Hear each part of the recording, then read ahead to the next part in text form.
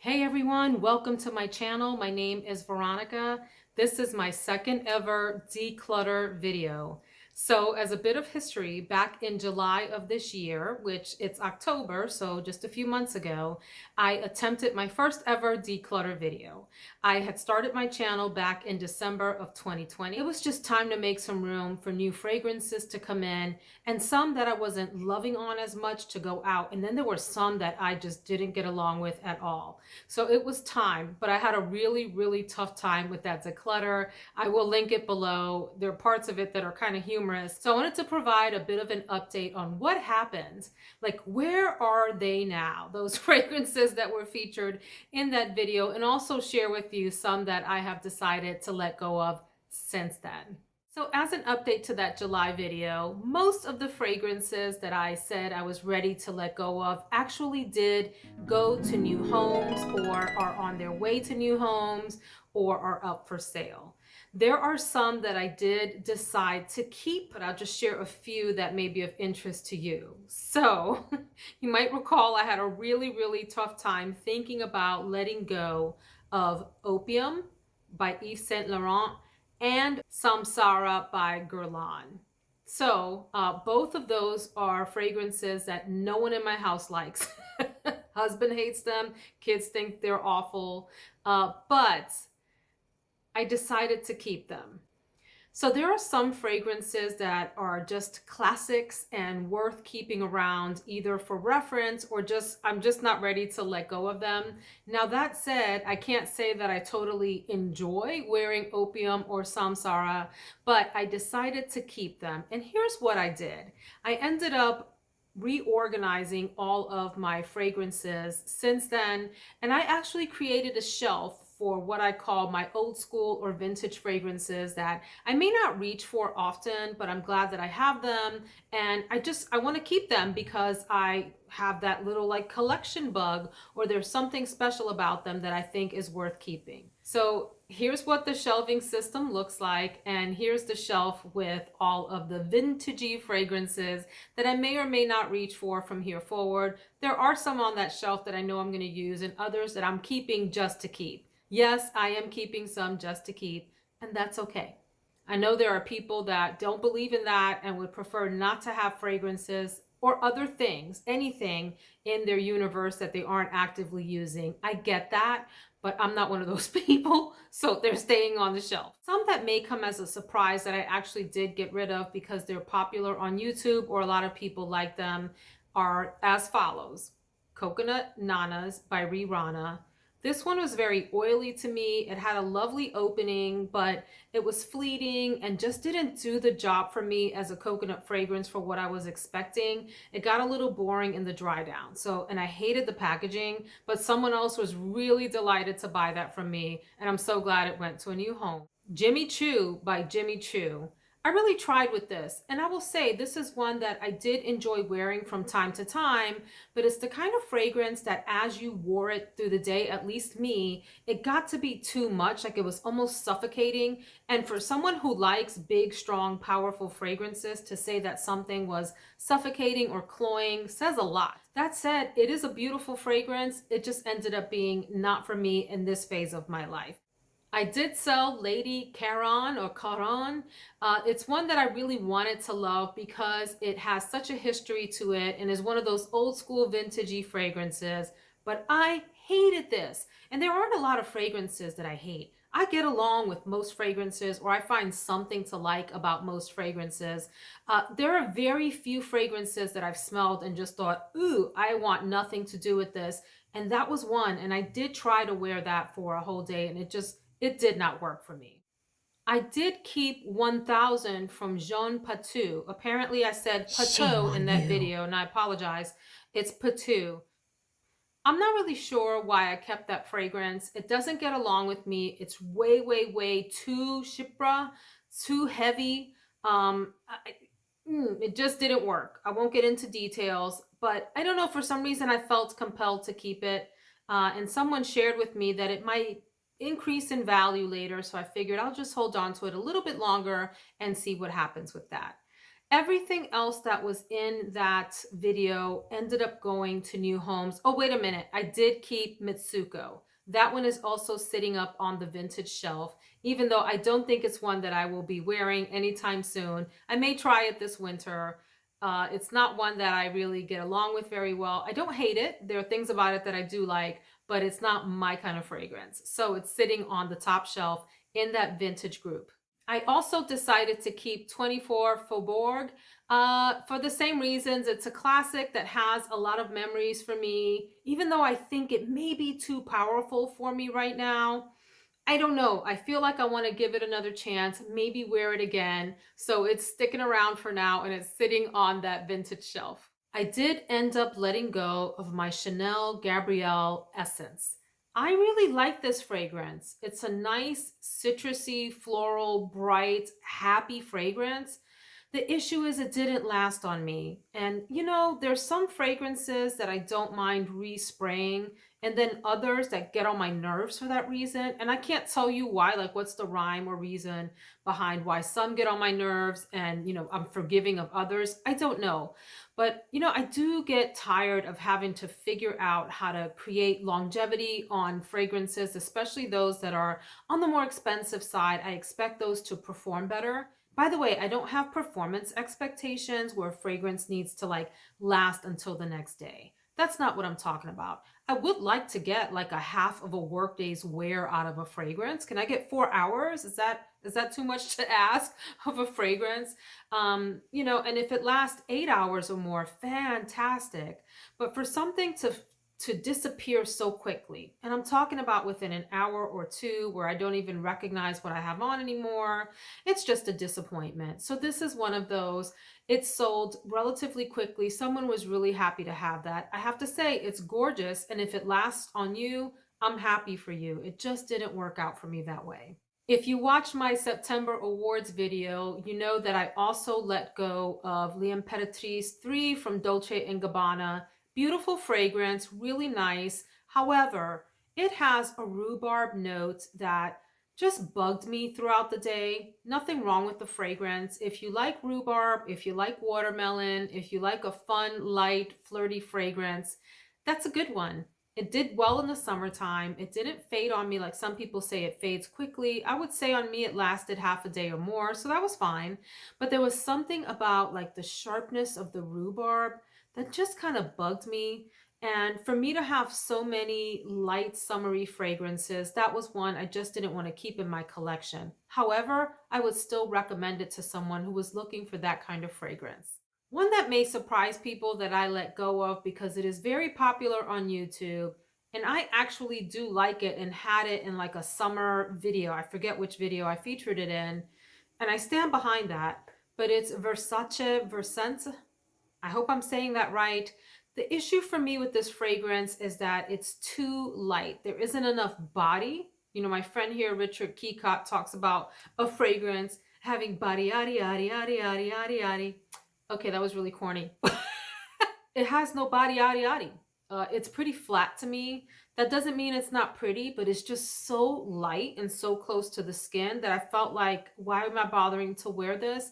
If that's something that you like, I would strongly advise getting that. But for me, it was a no-go. And that's another one that sold really quickly. I got rid of Prada Infusion de Iris or de Iris. A lovely fragrance, one that I went through a whole bottle of in the past. I enjoy smelling it on people. I enjoy smelling it on me. Again, the same thing as with some of these others. It's so light on me. It almost doesn't have enough presence for me. And I have other iris fragrances that I would probably reach for first before this one.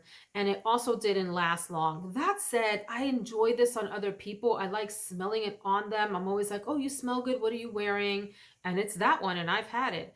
But yeah, I had to let go of that. I have others that I will wear in its place. It also found a happy home.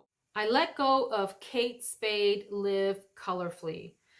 I don't know what it was about this fragrance. I really wrestled with it. It had a nice opening, and then it just got weird, maybe a little funky, a little sour, a little strange as it dried down on me. Maybe a little sweaty, like body odorish. I don't know. Yeah, it just wasn't doing it for me. I expected more from it. Love the bottle. I think the bottle's pretty. That one also found a new home, and I hope its new owner is just loving it. I did sell Bond number 9 Jones Beach. I like the Bond number 9 series. I like the whole aesthetic of the brand, that each of the bottles, first of all, is the same shape, but different, design, colors, and all of that to represent different neighborhoods or different streets in New York. I think that's super cool. Ideally, I'd love to have the entire collection if I had the money and the space, just to have them. You know what I mean? But this one in particular, it did smell a little beachy. It has a cologne note in it, which smells a little bit like watermelon and ocean water at the same time. And it also had this smell of, like, I call it, it's burnt rice. In the Caribbean, it's called pegado. The bottom of, like, if you cook rice and the bottom gets a little bit crunchy, that's actually like a thing. Like, people do that on purpose because they like the way that tastes. But the smell of that, like almost burnt rice, it had a little bit, a hint of that in that fragrance. That's not a bad thing. I said that in a video and people were joking around in the comments like, oh my gosh, burnt rice. I think it kind of smells good just because, I grew up with that as a thing that people really enjoyed eating. But I don't want to smell like that. I don't want it on my body. It's something that's better just on the plate if you're into that, burnt rice kind of thing. Yes, I know that's weird. I know. But it's a thing in the Caribbean. Trust me, pegao. Anyway, long story short, that one sold right away as well. So it has found a new home and I wish it well. Y'all remember Rumor by Lanvin? I called it Lanvin, but Lanvin.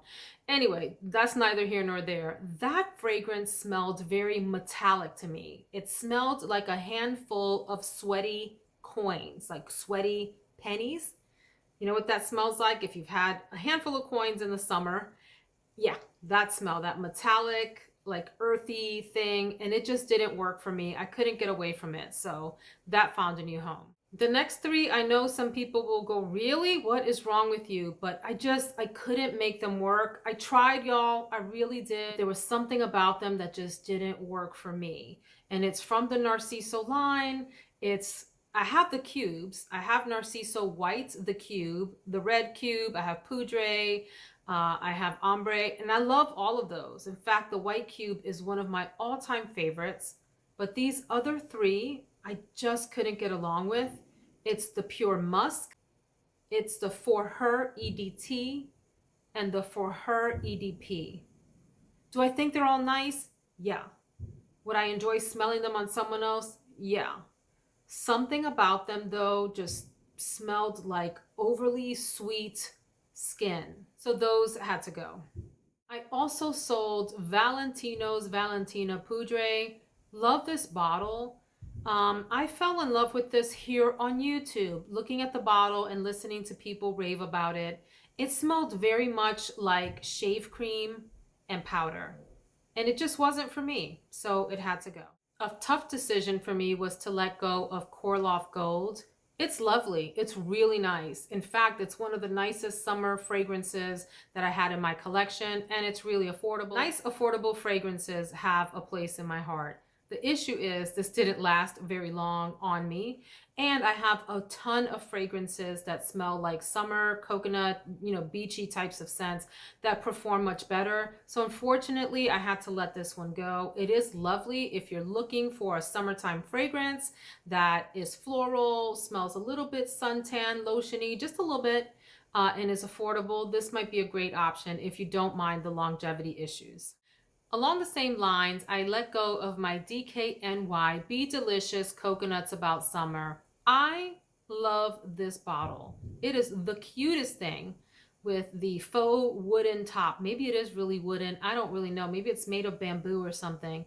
The fragrance smells nice. The issue is it smells nearly identical or close enough to Guerlain's Coconut Fizz, and I prefer the Coconut Fizz just a little bit more. I'm at the point where if a fragrance smells a lot like another one in my collection, I start to wonder if I should keep it. It's not the case for all, but for these two, they were so similar, and the Coconut Fizz lasts longer on me that I thought I'd just keep that one. I also let go of one that surprised even me because I liked it a lot, and I still do like it. The opening of this fragrance is lovely. The immediate dry down is also really nice. It doesn't last very long on me, which is why I decided to let it go. If you're in the market for a beachy almondy fragrance, this one is lovely. It's Michael Kors Wanderlust. It is really nice. I like it a lot, and it may one day make its way back into my collection. But for now, it was just a little too fleeting of a fragrance. I got maybe, I don't know, 2-ish, 3-ish hours out of it before it just got faint, and I just had a hard time smelling it. So hard time as in I couldn't smell it much anymore. So that one had to go also. For similar reasons, another fragrance that I think smells just divine, but it's so light and so fleeting on me in terms of performance, and it is Salvatore Ferragamo's Signorina Eleganza. Lovely, lovely, lovely fragrance, but I spray it on and it almost disappears within 30 minutes or becomes so faint that it's not worth wearing. And I'm really disappointed because I love the bottle. I love the Misteriosa version. And I like the way this fragrance smells so much, but the performance is close to abysmal. So yeah, it's got to find a new home. I did let go of Alfred Sung She. It's a lovely floral aquatic fragrance. Nothing wrong with it. Really delightful. I did a full day wear on it and it's nice. I just don't find it interesting enough maybe to keep among my collection. And let me say this because it's important, especially if you're someone who's newer to collecting fragrances or you've just started getting into the, fragrance community on YouTube. Please keep in mind the following. And this is someone, if you follow Lulu, she mentioned this on her channel, and it's a wise observation and something worth sharing. Remember that for those of us that have channels, we are constantly reviewing fragrances. And so just because we let go of fragrances doesn't mean they're not worth someone else having. All it means, at least in my case, unless I tell you I really didn't like something, the ones that I am getting rid of, typically they're nice. There's nothing wrong with them, and I would advise them for people who are in the market for that type of fragrance.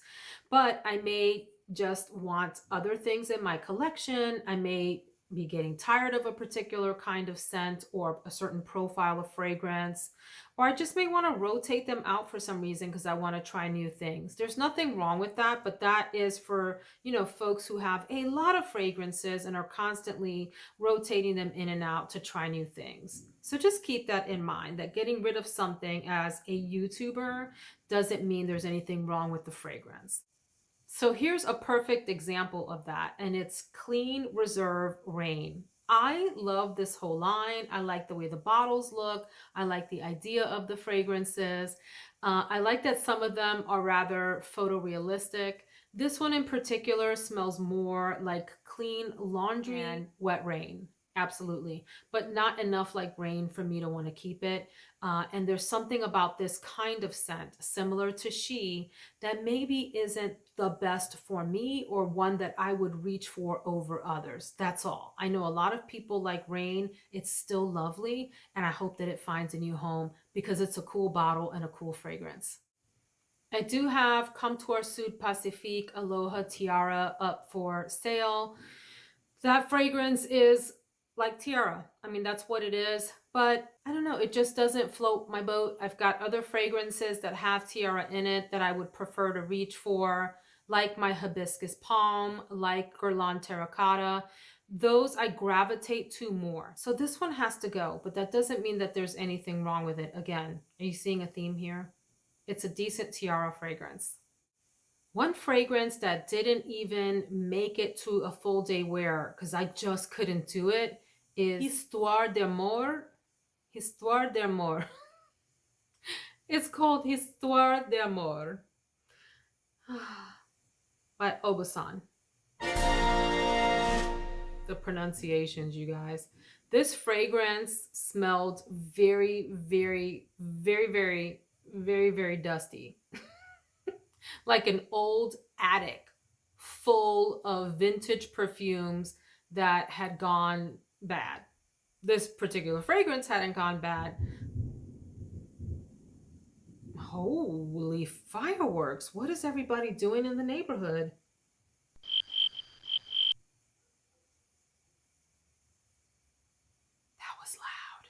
Oh my God. Anyway, this fragrance is not for me. I know it got good reviews. People rave about it. No, this does not belong on this body. The last one that I'll talk about so that this video doesn't get too long is Jill Sander Sun. I was so excited to try this fragrance. Again, nothing wrong with it. It just wasn't what I was expecting. I was hoping for it to smell like sunblock, like copper tone, and it didn't. It smelled citrusy on the opening, and there had some warmth to it, but then in the dry down it was like almost ambery and incensey, and it just, something about the name of it and the bottle didn't match what I was expecting.